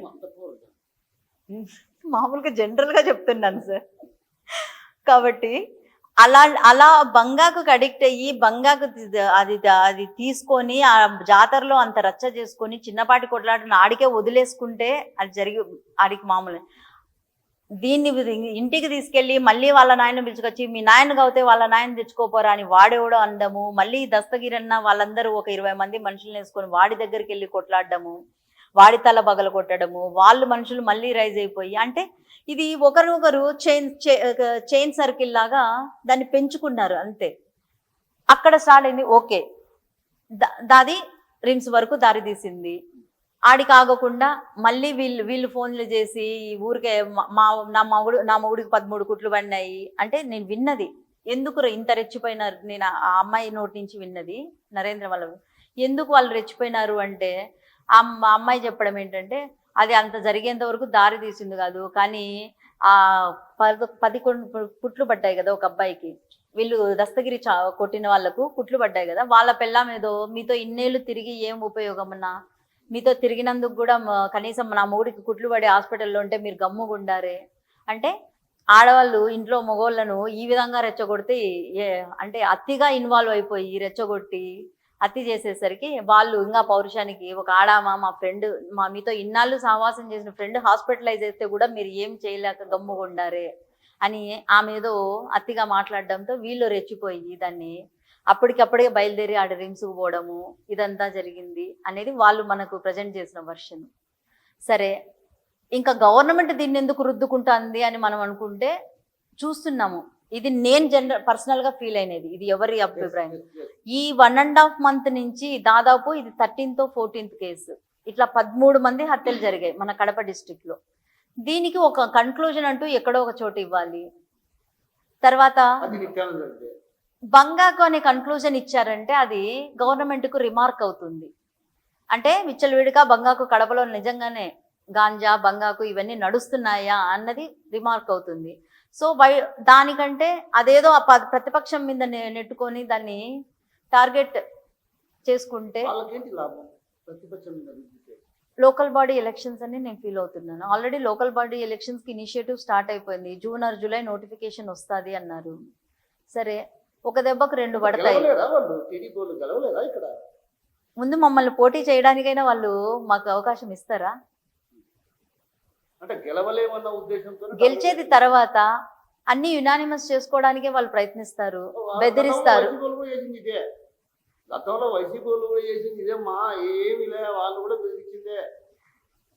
అందరి నోట అదే మాట. వాస్తవం. ఇప్పుడు ఆ రోజు టీడీపీ వాళ్ళు అన్నారుగా మా వాళ్ళని కిడ్నాప్ చేశారు, ఎత్తుకుపోయినారు అని చెప్పారు కదా స్థానిక సంస్థల నుంచి. అది ఓకే. ఆ రోజు అధికారంలో ఉన్నప్పుడు మీరు చేశారు, ఈ రోజు అధికారంలో ఉన్నప్పుడు వీళ్ళు చేస్తారు.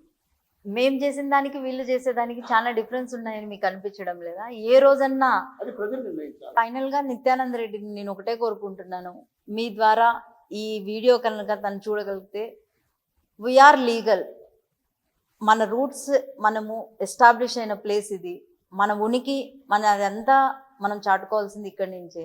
మనదంటూ ఏం తప్పు లేదు. నాకు తెలిసి నీకు సంబంధం ఉన్న రియల్ ఎస్టేట్లు మనకేమీ లేవు. అంతగా వాళ్ళు హై ప్రొఫైల్ కేసుగా 100 కోట్లు విలువ చేసే కేసులు అంటున్నారు. అలాంటివేవి అంత లగ్జూరియస్గా నువ్వు సంపాదించుంటే ఇలా కట్టని ఇళ్లల్లో తర్వాత ఇంట్లో ఉన్న బంగారం కూడా కుదవ పెట్టుకొని మనము బతకాల్సిన అవసరం లేదు. మన అవస్థ ఏంటో మన బతుకేంటో మనకు తెలుసు. సో నువ్వు ఎక్కడ ఉన్నా నువ్వు త్వరగా వచ్చేయాలని, దీన్ని లీగల్గా కోర్టు ముందు ఫైట్ చేయడానికి మేమందరము నీ వెనకలు ఉంటాము. నీ యాబ్సెన్స్లో మేము పడుతున్న ఆవేదన కంటే నువ్వు మా ప్రజెన్స్లో నువ్వు మా ముందర ఉంటే అదొక ధైర్యంగా ఉంటుంది, ఇంకా గట్టిగా పోరాడతాము. కాబట్టి నువ్వు ఎక్కడున్నా ఈ వీడియో చూస్తుంటే నువ్వు తిరిగి రావాలనే మనస్ఫూర్తిగా కోరుకుంటున్నాను. అన్నిటికంటే ముఖ్యంగా డిపార్ట్మెంట్ వాళ్ళ మీద మాకు అపారమైన నమ్మకం ఉంది. దయచేసి దీన్ని మరి బాలస్వామి రెడ్డి గారికైనా నేను పత్రికాముఖంగా నేను విన్నవించుకునేది ఒకటే, ఏవన్నా మన మధ్య చిన్నపాటి మనస్పర్ధలు జరిగినా సార్, వాటన్నిటినీ మీరు ఇగ్నోర్ చేసి దీన్ని రైట్ ట్రయల్లో తీసుకెళ్లాలని మిమ్మల్ని వేడుకుంటున్నాను. ఎస్పీ గారు కానీ, డిఐజీ గారు కానీ, డిఎస్పీ గారు కానీ, ఐజీ గారు కానీ అందరికీ నేను చెప్పుకునేది ఒకే విషయం, దీన్ని పార్టీ రంగు అల్లకుండా దయచేసి ఎలా నడుస్తున్నదో అలా ఆ యాంగిల్లోనే దాన్ని సక్రమంగా నడిపించాలని మిమ్మల్ని విన్నవించుకుంటున్నాను. సో మొత్తం మీద దస్తగిరి వ్యవహారంలో తన భర్తకు ఎలాంటి సంబంధం లేదు. ఎందుకంటే దస్తగిరికి తో కలిసి తన భర్త వ్యాపార లావాదేవీలు ఎప్పుడు నిర్వహించలేదు. ఏదైతే పోలీసులు స్వాధీనం చేసినటువంటి డాక్యుమెంట్లు 100 కోట్ల రూపాయలు చేసే డాక్యుమెంట్లు ఉన్నాయన్నటువంటి పలు రకాల కథనాలు వండి వాడుతున్నటువంటి పరిస్థితి కనిపిస్తుంది. పోలీసులు స్వాధీనం చేసినటువంటి దస్తావేజుల్లో ప్రధానంగా కొన్ని మైనింగ్కి సంబంధించినటువంటి వ్యవహారాలు ఉన్నాయి తప్ప, ఏదైతే తన భర్తపై ఆరోపణలు చేస్తున్నారో ఆ ఆరోపణలు ఏ రోజైనా భగవంతుని సాక్షిగా బయటపడే అవకాశాలు ఉన్నాయి. తన భర్త నిజాయితీపరుడుగా అదేవిధంగా ఈ హత్యకు ఎలాంటి సంబంధం లేకుండా బయటపడతారు. తను కూడా ఎక్కడున్నా సరే ఈ వీడియో చూస్తే మాత్రం ఖచ్చితంగా పోలీసులకు ముందుకోవాలి, న్యాయ పోరాటం చేయడానికి మనం సిద్ధంగా ఉన్నాం. అధైర్యపడవద్దంటూ కూడా ఒక రకంగా ఆర్టీవీ ద్వారా తన భర్తకు రిక్వెస్ట్ చేస్తుంది. మరోవైపు పోలీసులు కూడా ఈ వ్యవహారంలో ఏదైతే రాజకీయ రంగు ఉంటుంది, ఇప్పటికే రాష్ట్రంలో ఒక రకంగా దస్తగిరి వ్యవహారం రాజకీయ రచ్చకు దారితీసినటువంటి కనిపిస్తుంది. కాబట్టి ఈ వ్యవహారాన్ని రాజకీయ రంగు పొలమొక్కండి. అసలు ఎందుకు జరిగింది ఈ హత్య అన్నటువంటి కోణంలో పోలీసులు విచారించి సరైన న్యాయం చేయాలి, నిష్పక్షపాతంగా విచారణ కొనసాగాలనేటువంటి భావన మనతో పాటు ఉన్నటువంటి బండి దీప్తి చెప్తున్నారు. కెమెరా పర్సన్ రావుతో కిషోర్, ఆర్టీవీ.